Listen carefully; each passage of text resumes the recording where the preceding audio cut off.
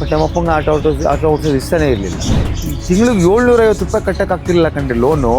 ಸರ್ಕಾರದಿಂದ ಏನಿಲ್ಲ, ದೇವರನ್ನ ಯಾರನ್ನೂ ಗುರ್ಸಲ್ಲ, ನಮ್ಮನ್ನು ನಾವೇ ಗುರ್ಸ್ಕೋಬೇಕು ಈ ಕಾಲದಲ್ಲಿ. ಒಂದಷ್ಟು ದಿನ ಕೇಳಿದೆ, ಬೇಜಾರಾಯ್ತು, ಕೇಳದೆ ಬಿಡ್ತಾರೆ.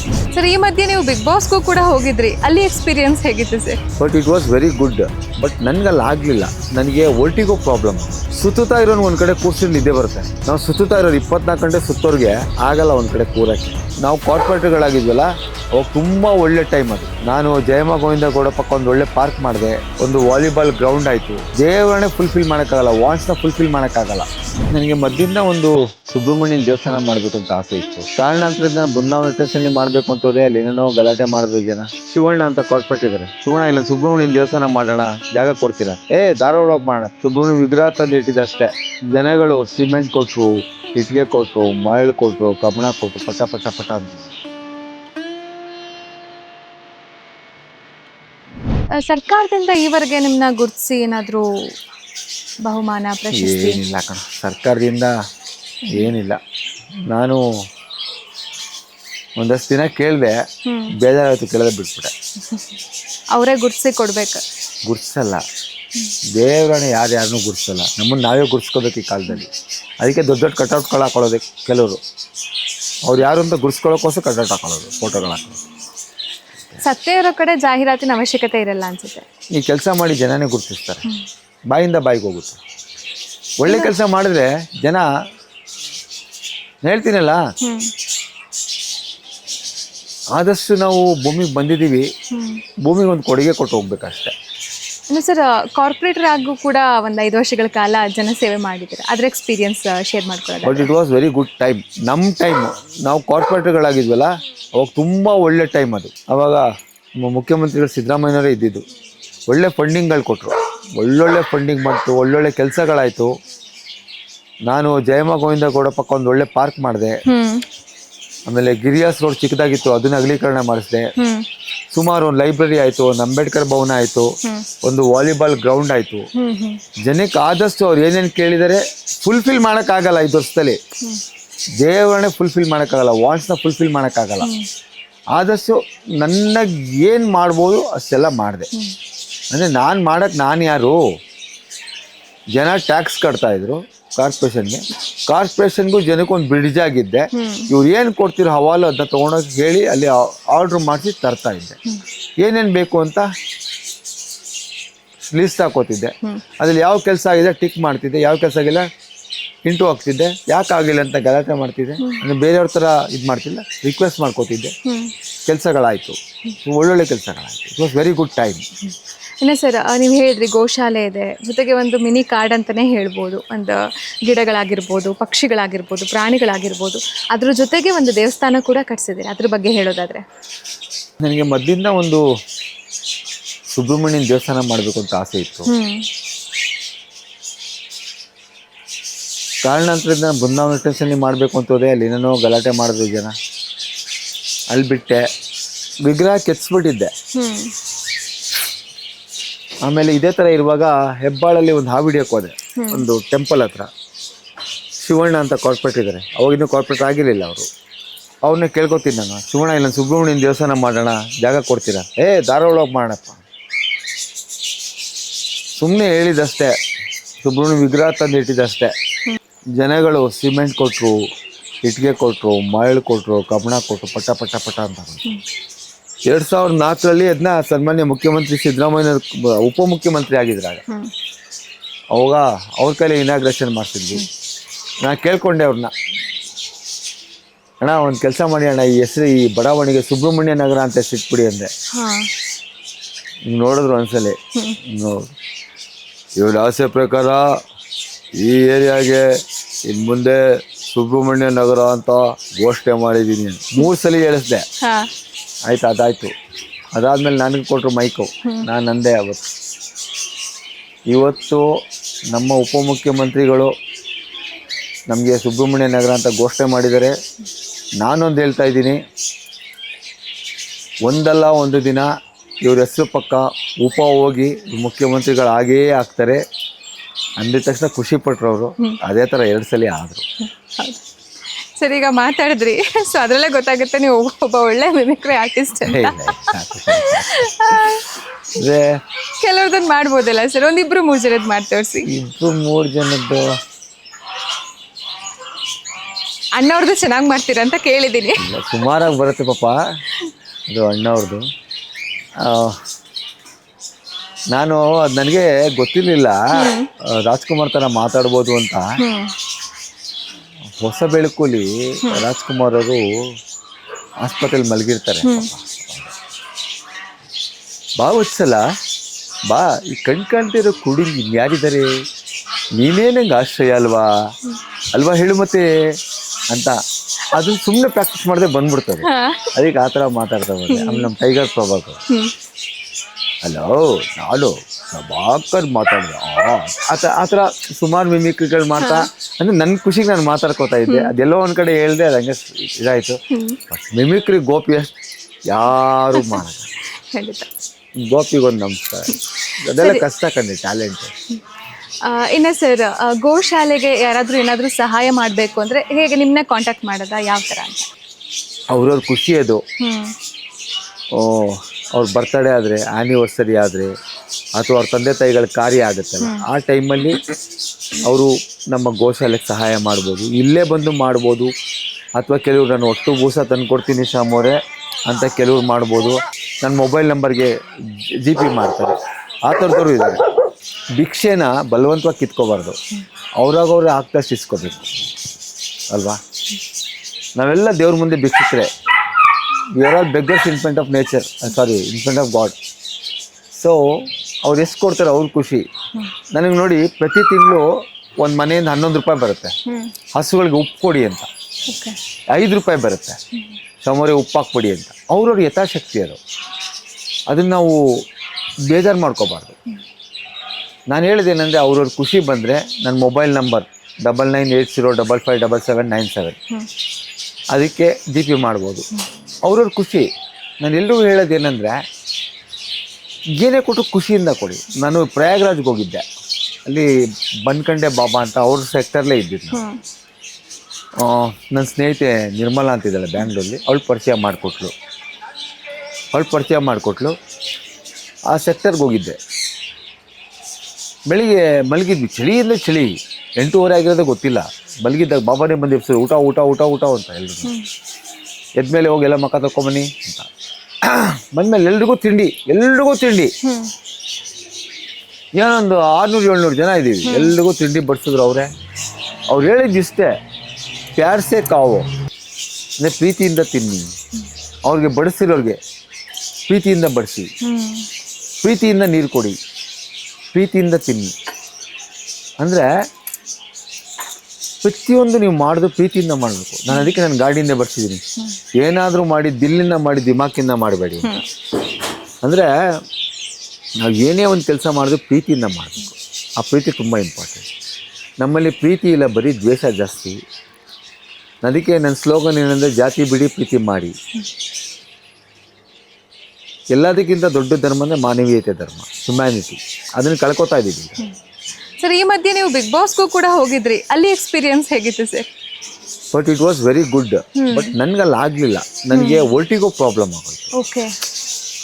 ಆಮೇಲೆ ಇನ್ನೊಂದೇನಾಗುತ್ತೆ ಗೊತ್ತಾ, ಸುತ್ತುತ್ತಾ ಇರೋನು ಒಂದು ಕಡೆ ಕೂರ್ಸಿದ್ರೆ ನಿದ್ದೆ ಬರುತ್ತೆ. ನಾವು ಸುತ್ತುತ್ತಾ ಇರೋರು 24 ಗಂಟೆ ಸುತ್ತೋರ್ಗೆ ಆಗಲ್ಲ ಒಂದು ಕಡೆ ಕೂರಕ್ಕೆ. ಅದು ಒಂದು ಬೌಂಡ್ರಿ ಅಲ್ವಾ, ಅಲ್ಲಿರಕ್ಕಾಗಲ್ಲ. ಈಗ ನಮ್ಗೆ ಹೆಂಗೆ ಅಂದರೆ, ಯಾವ ಈಚೆ ಕಡೆ ಓಡಾಡ್ತಿರ್ಬೇಕು, ಒಂದೇ ಕಡೆ ಕೂತ್ರೆ ಬಾನಲ್ಲಿ ಹಾರಾಡೋ ಪಕ್ಷಿ ತರ ಇರಬೇಕು. ಎಕ್ಸ್ಪೀರಿಯನ್ಸ್ ಚೆನ್ನಾಗಿತ್ತ ಸರ್? ಎಷ್ಟು ವಾರ ಇದ್ರಿ ಸರ್ ಅಲ್ಲಿ? ಒಂದೇ ವಾರ. ಒಂದು ವಾರ ಆಯ್ತು. ಬಟ್ ಇವನ್ನೆಲ್ಲ ನೋಡ್ಕೋಬೇಕಿತ್ತಲ್ಲ. ಇದು ನೋಡಿ ಎಷ್ಟು ಜನ ನನ್ನ, ಇವರೆಲ್ಲ ಇರೋದೇ ನನ್ನ ಬಿಟ್ಟು. ಇನ್ನೊಬ್ಬ ಸ್ಯಾಮ್ ಅಂತಿದ್ದ, ಅವನು ಊಟನೇ ಮಾಡ್ತಿಲ್ಲ, ನಾ ಇಲ್ಲ ಅಂತ ಹೋಗ್ಬಿಟ್ಟ ಅವನು. ಈ ಥರ ನೋಡಿ ಬಿಟ್ಟೇ ಇರಲ್ಲ. ಈಗ ಬಿಗ್ ಬಾಸ್ ಅಲ್ಲಿ ಗಿಲ್ಲಿ ಅವ್ರು ವಿನ್ ಆಗಿದ್ದಾರೆ, ನೋಡ್ತಾ ಇದ್ರೆ ಸರ್ ಈ ಸಲ ಬಿಗ್ ಬಾಸ್ನ? ಬಟ್ ಗಿಲ್ಲಿ ವಿನ್ ಆಗ್ತಾ, ಅವ್ನು ಹೋದಾಗ್ಲೇ ಅನ್ಕೊಂಡಿದ್ದೆ ಗಿಲ್ಲಿಗೆ ಚಾನ್ಸ್ ಇದೆ ಅಂತ. ಬಟ್ ಆ್ಯಕ್ಚುಲಿ ನಾನು ಎಲ್ರಿಗೂ ಹೇಳ್ತಾ ಇದ್ದೆ, ರಕ್ಷಿತಾ ಟಾಪ್ 5 ಬಂದೇ ಬರ್ತಾಳೆ, ಸೆಕೆಂಡ್ ಬಂದೇ ಬರ್ತಾಳೆ ರಕ್ಷಿತಾ ಗ್ಯಾರಂಟಿ ಅಂತ ಗೊತ್ತಿತ್ತು. ಎಲ್ಲರೂ ಚಾನ್ಸೇ ಇಲ್ಲ ರಕ್ಷಿತಾ ಬರೋಕ್ಕೆ, ಅವಳಿಗೆ ಬರಲ್ಲ, ಅಶ್ವಿನಿ ಗೌಡ ಬರ್ಬೋದು ಅಂತಿದ್ರು. ನಾನು ಅದೇ ಹೇಳಿದ್ನಲ್ಲ, ಅಶ್ವಿನಿ ಗೌಡ ನನ್ನ ತಲೆಯಲ್ಲಿ ಇತ್ತು. 3 ಜನ ಗ್ಯಾರಂಟಿ ಹೋಗ್ತಾರೆ ಅದಕ್ಕೆ. ಒಂದು ಗಿಲ್ಲಿ, ಒಂದು ಅಶ್ವಿನಿ ಗೌಡ, ಒಂದು ರಕ್ಷಿತಾ ಗ್ಯಾರಂಟಿ. ರಕ್ಷಿತಾ ಸೆಕೆಂಡ್ ಬರ್ತಾರೆ ಅಂತ ಗ್ಯಾರಂಟಿ ಅಂದ್ಕೊಂಡಿದ್ದೆ, ಗ್ಯಾರಂಟಿ ಬಂದು. ಬಟ್ ಒಂದು ಖುಷಿ ಏನಂದರೆ ಅಶ್ವಿನಿ ಗೌಡ ಅವ್ರದ್ದು ಡೇರ್ ಆ್ಯಂಡ್ ಡೆವಿಲ್ ಅವರು, ಅದು ತಾಕತ್ತು ಇದೆಯಲ್ಲ, ಸೂಪರ್ ತಾಕತ್ತು. ಒಂದು ಅವರು ಸ್ಟೇಜ್ ಆಕ್ಟರು, ಕೆಲಸಗಳು ಗೊತ್ತು, ಫಿಲಮ್ ಮಾಡಿದ್ದಾರೆ. ಈ ಹುಡುಗಿ ಬರೀ ಬ್ಲಾಗ್ಸ್ ಮಾಡ್ಕೊಂಡು ಆ ಬ್ಲಾಗ್ಸ್ಗಳಲ್ಲಿ ಅವನ್ ಲೆಗಿನ್ಸ್ ಬ್ಲಾಗ್ಸ್ ಇದೆ, ನೋಡಿದ್ದೀರಾ ಅವ್ರದ್ದು?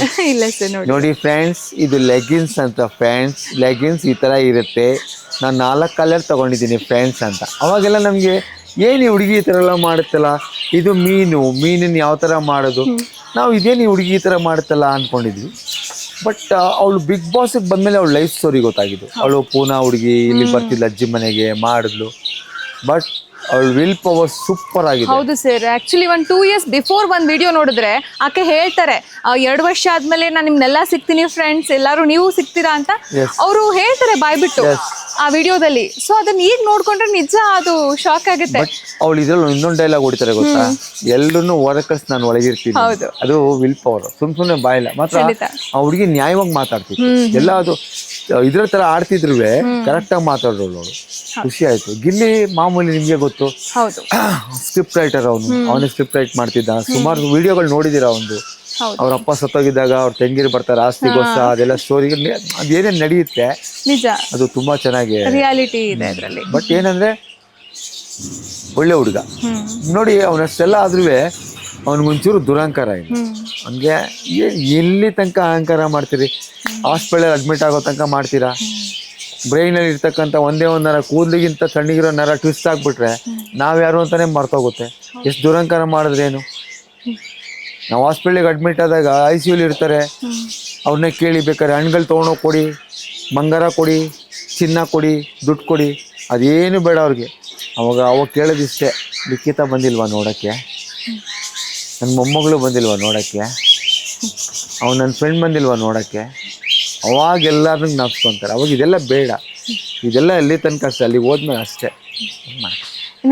Bus very good. ನನಗೆ ಈ ಸಲ ಖುಷಿ ಆಯ್ತು. ನನಗೆ ಕರೆಕ್ಟಾಗಿ ಕೊಟ್ಟಿದ್ದಾರೆ, ಗಿಲ್ಲಿ ಕೊಟ್ಟಿದ್ದಾರೆ, ರಕ್ಷಿತಾ ಕೊಟ್ಟಿದ್ದಾರೆ, ಇವ್ರಿಗೂ ಕೊಟ್ಟಿದ್ದಾರೆ. ಖುಷಿ. ರಘು ಬ್ಯೂಟಿಫುಲ್ ಮ್ಯಾನ್ ಕಂಡ್ರಿ, ರಘು ಒಳ್ಳೆ ಖುಷಿ ಆಯ್ತು ನನಗೆ. ಧನುಷ್ ಅಷ್ಟೇ, ಎಲ್ಲರದ್ದು ಟೀಮ್ ಚೆನ್ನಾಗಿತ್ತು ಕಣ್ರಿ ಈ ಸಲ. ಇವರಿ ತುಂಬಾ ಚೆನ್ನಾಗಿತ್ತು. ಇದೇ ಸರ್, ನಾವು ಆಗ ಸ್ಕೂಲ್ಗೆ ಹೋಗೋ ಟೈಮಲ್ಲಿ ಎಲ್ಲಾದ್ರೂ ನಿಮ್ ಕಾರ್ ಕಂಡ್ರೆ ಅಥವಾ ಬೇಗ ಗೊತ್ತಾಗ್ತಾ ಇತ್ತು ಇದು ಸ್ನೇಕ್ ಶಾಮ್ಸರ್ ಕಾರೇ, ಇದು ಸ್ನೇಕ್ ಶಾಮ್ಸರ್. ಅಷ್ಟು ಡಿಫ್ರೆಂಟ್ ಆಗಿರೋದು ನಿಮ್ಮ ಕಾರು. ನೀವು ಕೂಡ ಅಷ್ಟೇ ಡಿಫ್ರೆನ್ಸ್ ನೀವು ನೋಡ್ಬೋದು, ನಿಮ್ಮ ವೇಷಭೂಷಣನೂ ಕೂಡ ನೋಡ್ಬೋದು. ಈ ಥರ ಎಲ್ಲ ನಿಮಗೆ ಸ್ಟೈಲ್ ಮಾಡೋದಕ್ಕೆ ಯಾರು ಇನ್ಸ್ಪೈರ್ ಆದ್ರು ಅಂತ? ಏನಿಲ್ಲ, ನನಗೆ ನಾನೇ. ಯಾವತ್ತು ನಮಗೆ ನಾವೇ ಗುರುತಿಸ್ಕೋಬೇಕು ಅಂದರೆ ಡಿಫ್ರೆಂಟ್ ಆಗಿರ್ಬೇಕು. ನೋಡಿ, ಈಗ ನಾನು ಬೇರೆ ಕಾರಲ್ಲಿ ಹೋದ್ರೆ ಯಾರು ಕಂಡುಹಿಡಿಯಲ್ಲ, ಆ ಕಾರು ಸ್ನೇಕ್ ಶಾಮ್ ಕಾರ್ ಅಂತ ಫಿಕ್ಸ್ ಆಗ್ಬಿಡಿ. ಈ ಜಸ್ಟ್ ಕೈ ಇಷ್ಟೇ ಕೈ, ಯಾವುದೇ ಕಾರ್ ಸುಮ್ಮನೆ ಇಷ್ಟ ಹಾಕಿದ್ರೆ ಈ ಬಳೆ ನೋಡಿ ಹೇಳ್ತಾರೆ ಜನ ಸ್ನೇಕ್ ಶಾಮ್ ಕೈ ಅದು ಅಂತ. ಸೊ ನಮ್ಮನ್ನು ನಾವೇ ಗುರ್ಸ್ಕೋಬೇಕು ಅಂದ್ರೆ ನಾವು ಡಿಫ್ರೆಂಟ್ ಆಗಿರ್ಬೇಕು, ಇಲ್ಲ ಬೇರೆ ಅದು ಯಾರೂ ಗುರ್ಸಲ್ಲ. ಅದಕ್ಕೆ ನನಗೆ ನಾನೇ ಒಂದು ವಿಚಿತ್ರ ವೇಷಭೂಷಣ ಮಾಡಿಕೊಂಡು ಒಂದು ಏನೋ ಒಂದು ಜನಕ್ಕೆ ಗುರ್ಸಾಗೆ ಹೇಳಬೇಕು ಅಂದರೆ, ಸುಮಾರು ಜನ ಮಕ್ಕಳು ನಂದೇ ಫ್ಯಾನ್ಸಿ ಡ್ರೆಸ್ ಮಾಡಿಕೊಂಡು ಫಸ್ಟ್ ಪ್ರೈಸ್ ತೊಗೊಂಡ್ಬಿಟ್ಟಿದ್ದಾರೆ. ಹೌದು, ಕರೆಕ್ಟು. ಇನ್ನು ಸರ್, 59 ವರ್ಷ ನಿಮಗೆ. ಸೊ ಒಂದು ಬಾರಿ ಹಿಂದೆ ತಿರುಗಿ ನೋಡಿದಾಗ ಜೀವನದ ಬಗ್ಗೆ ನಿಮ್ಗೆ ಏನು ಅನಿಸುತ್ತೆ? ನಾನಾ ಇದೆಲ್ಲ ಮಾಡ್ತಿರೋದು ಅನಿಸುತ್ತೆ. ಯಾವ ಥರ ಇದ್ದೋನು ನಾನು ಈ ಥರ ಆಗಕ್ಕೆ ಸಾಧ್ಯನಾ ಅನಿಸುತ್ತೆ. ಇಷ್ಟೆಲ್ಲ ಹೇಳ್ತಿರಲ್ಲ, ನಂದು ಆಟೋ ತೊಗೊಳ್ಳುವಾಗ್ಲೇ ಆಟೋ ಓಡಿಸ್ಕೊಂಬಂದು ಒಂದು ಕಡೆ ನಿಂತಿದ್ದೆ, ನಂದು ಆಟೋ ಇದು, ನಾನು ಸ್ವಂತ ಆಟೋ ತೊಗೊಂಡ ಅಂತ. ಇದಾದ್ಮೇಲೆ ವ್ಯಾನ್ ತೊಗೊಂಡೆ, ಒಂದ್ಸರಿ ಜಿಗಿಟ್ಕೊಂಡೆ ನಾನು ವ್ಯಾನ್ ತೊಗೊಂಡ. ನನ್ನ ಕೈ ಎಷ್ಟು ತಾಕತ್ತಿದೆಯಾ ವ್ಯಾನ್ ತೊಗೊಳಕ್ಕೆ? ನಾನು ಪರವಾಗಿಲ್ವಾ ನನ್ನ ಮನ್ಸಿಗೆ ನಾನೇ, ಯಾಕೆಂದ್ರೆ ನನಗೆ ಯಾರಿಗೂ ಸಪೋರ್ಟ್ ಇಲ್ಲ ನನಗೆ, ಆಯಿತಾ. ಬಟ್ ನಮ್ಮ ಅಪ್ಪಂಗೆ ಆಟೋ ಓಡಿಸೋದು ಇಷ್ಟನೇ ಇರಲಿಲ್ಲ. ತಿಂಗಳಿಗೆ 750 ರೂಪಾಯಿ ಕಟ್ಟೋಕ್ಕಾಗ್ತಿರ್ಲಿಲ್ಲ ಕಣ್ರಿ ಲೋನು. 89, 90ಲಿ 750 ರೂಪಾಯಿ ಕಟ್ಟೋಕ್ಕಾಗ್ತಿರ್ಲಿಲ್ಲ. ಅಷ್ಟು ಕಷ್ಟದ ಕಾಲ ಅದು. ಸೊ ನಮಗೂ ಆಗುತ್ತೆ ಅಂತ ತೋರಿಸ್ದೆ, ಆಯಿತು, ಖುಷಿ ಆಯಿತು. ಒಂದ್ಸಲಿ ಹಿಂದೆ ತಿರುಗಿ ನೋಡಿದ್ರೆ ಎಲ್ಲ ಮೆಲ್ಕ್ ಹಾಕಿದ್ರೆ ಅನಿಸುತ್ತೆ ಆ ಲೈಫ್ ತುಂಬ ಚೆನ್ನಾಗಿತ್ತು ಅಂತ. ಬಟ್ ಇವಾಗಲೇನು ಚೆನ್ನಾಗಿಲ್ಲ ಅಂತಲ್ಲ, ನಾವು ರೂಪಿಸ್ಕೋಬೇಕು. I am very happy in our life. ಇನ್ನು ಸರ್, ಕೊನೆಯದಾಗಿ ಈಗಿನ ಯೂತ್ಸ್ಗೆ ಏನಾದರೂ ಮೆಸೇಜ್ ಕೊಡೋದಾದರೆ ನಿಮ್ಮ ಅನುಭವದ ಮುಖಾಂತರ? ಹೇಳೋದಿಷ್ಟೇ, ಗೌರವ ಕೊಡೋದು ಕಲ್ತ್ಕೊಳ್ಳಿ. ದೊಡ್ಡವ್ರಿಗೆ, ತಂದೆ ತಾಯಿಗೆ ಬೆಲೆ ಕೊಡೋದು ಕಲ್ತ್ಕೊಳ್ಳಿ. ಅಪ್ಪ ಅಮ್ಮ ಕಷ್ಟಪಟ್ಟು ನಿಮ್ಮನ್ನ ಬೆಳೆಸಿದ್ದಾರೆ, ಸಾಕಿದ್ದಾರೆ, ಓದಿಸಿದ್ದಾರೆ. ಯಾವತ್ತೂ ತಾಯಿ ತಂದೆ ಕೈ ಬಿಡಬೇಡಿ. ಹೇಳೋದಿಷ್ಟೇ, ಗಾಡಿ ಓಡಿಸಿ ಸ್ಪೀಡಾಗಿ ಓಡಿಸ್ಬೇಡಿ. ನಿಮ್ಗೆ ಹೆಚ್ಚು ಕಮ್ಮಿ ನಿಮ್ಮ ಅಪ್ಪ ಅಮ್ಮನೇ ಸಫರ್ ಮಾಡಬೇಕು. ಪೇರೆಂಟ್ಸ್ ಕೇಳೋದಿಷ್ಟೇ, ಚಿಕ್ಕ ಮಕ್ಳ ಕೈಲಿ ಗಾಡಿ ಕೊಡಬೇಡಿ. ನಾನು ನೋಡ್ತಾ ಇರ್ತೀನಲ್ಲ, ಚಿಕ್ಕ ಮಕ್ಳ ಕೈಲೆಲ್ಲ ಗಾಡಿ ಕೊಡ್ತಾರೆ. ಅನಾಹುತ ಆದರೆ ನೀವೇ ಹೇಳ್ತೀರ. ಒಂದು ಚಿಕ್ಕ ಎಕ್ಸಾಂಪಲ್ ಹೇಳ್ತೀನಿ ಇದಕ್ಕೆ. ಅವಾಗ ಕೈನೆಟಿಕ್ ಹೋಂಡಾ ಕಾಲ, ಒಬ್ಬ ಕೈನೆಟಿಕ್ ಹೋಂಡಾ ತಗೋತಾನೆ, ಅದನ್ನು ತೋರ್ಸಕ್ಕೆ ಫ್ರೆಂಡ್ ಮನೆಗೆ ಬರ್ತಾನೆ. ಅವಾಗೆಲ್ಲ ಗೊತ್ತಲ್ಲ, ಹೌದು. ಇವಾಗ ಗಾಡಿ ಬಿಡೋ ಮಾರೆ ಏನು ಗಾಡಿ ತೊಗೊಂಡೆ ಅಂತಾರೆ. ಅವಾಗ ಹಂಗಲ್ಲ, ಏನು ತೊಗೊಂಡು ತೋರಿಸ್ಬೇಕು, ಇದು ತೊಗೊಂಡೆ ಕಣೋ, ಖುಷಿ ಪಡಲಿ ಅಂತ ಅಥವಾ ಉರ್ಕೊಳ್ಳಿ ಅಂತ, ಎರಡರಲ್ಲೊಂದು. ಅವಾಗ ತೊಗೊಂಡೋಗಿರ್ತಾರೆ, ಫ್ರೆಂಡ್ ಮನೆಗೆ ಹೋಗ್ತಾನೆ. ಬ್ಯಾಂಗ್ಳೂರಲ್ಲಿ ನಡೆದಿರೋದು ಇದು. ಹೋಗ್ಬಿಡಿ, ನಾನು ಗಾಡಿ ಕೊಟ್ಟು ತೊಗೊಂಡೆ ನೋಡೋ ಅಂತಾನೆ. ನೋಡ್ತಾನೆ, ಈಚೆ ಕಡೆ ಬಂದು ತುಂಬ ಖುಷಿ ಆಗುತ್ತೆ. ಅವ್ರ ಮಗ ಈಸ್ ಅಬೌಟ್ 12 years ಹುಡುಗ. ಅಂಕಲ್ ಒಂದು ರೌಂಡ್ ಕೊಡಿ ಅಂತಾನೆ. ಇವನೇ ಕೊಡಲ್ಲ, ಬೇಡ ಚಿಕ್ಕ ಹುಡುಗ ಕೊಡಲ್ಲ ಅಂತ. ಅವ್ರ ಅಪ್ಪ ಇದನ್ನು ಸುಮ್ಮನಿರ್ಬೇಕಿತ್ತಲ್ವ. ನನ್ನ ಮಗ ಓಡಿಸ್ತಾನೆ, ಕೊಡೋ ಒಂದು ರೌಂಡು ಅಂದ್ಬಿಡ್ತಾನೆ, ಕೊಡ್ತಾನೆ. ಜಸ್ಟ್ ಆ ಹುಡುಗ ಗಾಡಿ ತೊಗೊಂಡು ಇನ್ನೂ ಒಂದು ಅರ್ಧ ಫರ್ಲಾಂಗು ಇಲ್ಲ ಹೋಗಿರ್ತಾನೆ, BMTC ಬಸ್ಗೆ ಆಕ್ಸಿಡೆಂಟ್ ಆಗ್ಬಿಡುತ್ತೆ, ಸ್ಪಾಟ್ ಔಟ್ ಆಗ್ಬಿಡುತ್ತೆ. ಗಾಡಿ ತೊಗೊಂಡಿರೋ ಕತೆ ಹೆಂಗೆ, ಇನ್ನೂ ಹೊಸ ಗಾಡಿ. ಅವ್ರ ಅಪ್ಪನ ಕತೆ ಹೆಂಗೆ, ಇವ್ನು ಹೇಳ್ತಾನೆ ಬೇಡ ಅಂತ ಗಾಡಿ. ಅವನು ಅವ್ರ ಅಪ್ಪನೇ ಪರವಾಗಿಲ್ಲ ಕೊಡು ಅಂದರೆ ಇವನೇ ಮೃತ್ಯು ಕುಪ್ಪಕ್ಕೆ ತಳ್ಳಂಗೆ ಆಯ್ತು ಅವನ್ನ. ಅದಕ್ಕೆ ನಾನು ಹೇಳೋದಿಷ್ಟೇ, ದಯವಿಟ್ಟು ಚಿಕ್ಕ ಮಕ್ಳ ಕೈಲಿ ಗಾಡಿ ಕೊಡಲೇಬೇಡಿ, ದಯವಿಟ್ಟು ಕೊಡಬೇಡಿ. ಇವತ್ತು ಟ್ರಾಫಿಕ್ಕು ಎಕ್ಕುಟ್ಟೋಗ್ಬಿಟ್ಟಿದೆ ಮೈಸೂರಲ್ಲಿ. ಅರ್ಧ ಈ ಫುಟ್ಪಾತಲ್ಲಿ ವ್ಯಾಪಾರ ಮಾಡ್ತಾರೆ, ರೋಡ್ಗೆ ಬಂದುಬಿಟ್ಟಿದ್ದಾರೆ. ಅವ್ರ ಮುಂದೆ ಗಾಡಿಗಳು ನಿಲ್ಸ್ಕೊಂಡು ಖರೀದಿ ಮಾಡ್ತಾ ಇರ್ತಾರೆ, ಈ ಕಡೆನೂ ಖರೀದಿ ಮಾಡ್ತಿರ್ತಾರೆ. ಮಧ್ಯೆ ಗಾಡಿ ಇರಲ್ಲ, ನೋಡಿದ್ರೆ ಗಲಾಟೆ ಜಗಳಕ್ಕೆ ಬರ್ತಾರೆ. ತುಂಬ ಪ್ರಾಬ್ಲಮ್ ಇದೆ. ಸೊ ಅಂಥದ್ರಲ್ಲಿ ಚಿಕ್ಕ ಮಕ್ಳ ಕೈಲಿ ದಯವಿಟ್ಟು ಕೊಡಬೇಡಿ. ಯೂಸ್ ಕೇಳೋದಿಷ್ಟೇ, ಲೈಫ್ ತುಂಬ ಚೆನ್ನಾಗಿದೆ, ಒಂದು ಒಳ್ಳೆ ರೀತಿ ರೂಪಿಸ್ಕೊಂಡು ಬದುಕಿ ಖುಷಿಯಾಗಿರಿ, ನಗಿಸ್ತಾ ಇರಿ. ದ್ವೇಷದಿಂದ ಏನೂ ಸಾಧಿಸೋಕ್ಕಾಗಲ್ಲ. ಮೇಯ್ನ್ ಹೇಳೋದು ಯೂಸ್ಗೆ ಏನಂದರೆ, ದಯವಿಟ್ಟು ಡ್ರಗ್ಸ್ ಅಡಿಕ್ಷನ್ಗೆಲ್ಲ ಹೋಗಬೇಡಿ. ಲೈಫ್ನ ಒಂಥರ ಚೆನ್ನಾಗಿ ಲೀಡ್ ಮಾಡಿ. ಈ ಡ್ರಗ್ಸ್ ಎಲ್ಲ ತೊಗೊಂಡು ಹಾಳು ಮಾಡ್ಕೋಬೇಡಿ ಜೀವನ ಅಂತ ಹೇಳ್ತೀನಿ. ಇನ್ನು ಸರ್, ಈಗ ವಿಡಿಯೋ ಕ್ರೇಜ್ಗೆ ಅಂತ ಹೇಳಿ ಚಿಕ್ಕ ಮಕ್ಳುಗಳೇ ಆ ವಿಡಿಯೋಕ್ಕೆ ಹೋಗೋದು, ಆ ಒಂದು ರಿಸ್ಕ್ಗಳ ಕೈ ಹಾಕ್ತಾರೆ. ಅದ್ರ ಬಗ್ಗೆ ಏನಾದರೂ ಅವ್ರಿಗೆ ನಾನು ಹೇಳಿದ್ನಲ್ಲ, ಆಗ ಕ್ರೇಜ್ಗೋಸ್ಕರ ಹಾವಿಡಿಬೇಡಿ. ಅವನು ರಕ್ಷಣೆ ಮಾಡಬೇಕು ಅಂತ ತಲೆಯಲ್ಲಿ ಇಟ್ಕೊಂಡು ಮಾಡಿ, ಕ್ರೇಜ್ಗೋಸ್ಕರ ಮಾಡೋಕ್ಕೆ ಹೋಗಬೇಡಿ. ಇದು ಆಟದ ವಸ್ತು ಅಲ್ಲ, it is not A toy. ಯಾವ ಟೈಮಲ್ಲಿ ಹೆಂಗೆ ಕಚ್ಚುತ್ತೆ ಅಂತ ಹೇಳೋಕ್ಕಾಗಲ್ಲ. ಕೆಲವು ವೀಡಿಯೋಗಳು ನೋಡಿದ್ರೆ ಎಂತೆಂಥ ಎಕ್ಸ್ಪೀರಿಯನ್ಸ್ ಇದ್ರೆ ಅವು ಕೈಲಿ ಕಚ್ಕೊಂಡು ಸತ್ತೋಗಿದ್ದಾರೆ. ಬಟ್ ನಾನು ಹೇಳೋದು ಇಷ್ಟೇ, ನೀವು ಆಟಗಳು ಆಡಿಕೊಂಡು ಶೋ ಆಫ್ ಮಾಡಿಕೊಂಡು ದಯವಿಟ್ಟು ಮಾಡೋಕ್ಕೆ ಹೋಗ್ಬೇಡಿ.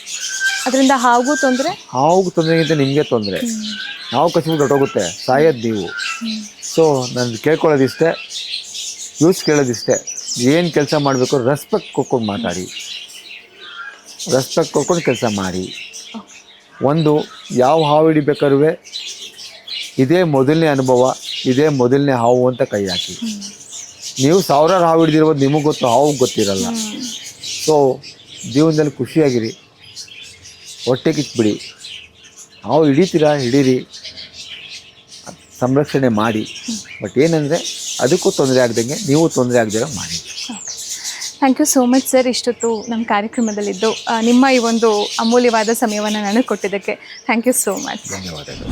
ಮತ್ತಷ್ಟು ವಿಡಿಯೋಗಳಿಗಾಗಿ ಆಂಕರ್ ಲಿಖಿತ ಯೂಟ್ಯೂಬ್ ಚಾನೆಲ್ನ ಸಬ್ಸ್ಕ್ರೈಬ್ ಮಾಡಿ, ಲೈಕ್ ಮಾಡಿ, ಶೇರ್ ಮಾಡಿ ಹಾಗೂ ನಿಮ್ಮ ಅನಿಸಿಕೆ ಅಭಿಪ್ರಾಯಗಳನ್ನು ಕಮೆಂಟ್ ಮೂಲಕ ತಿಳಿಸಿ.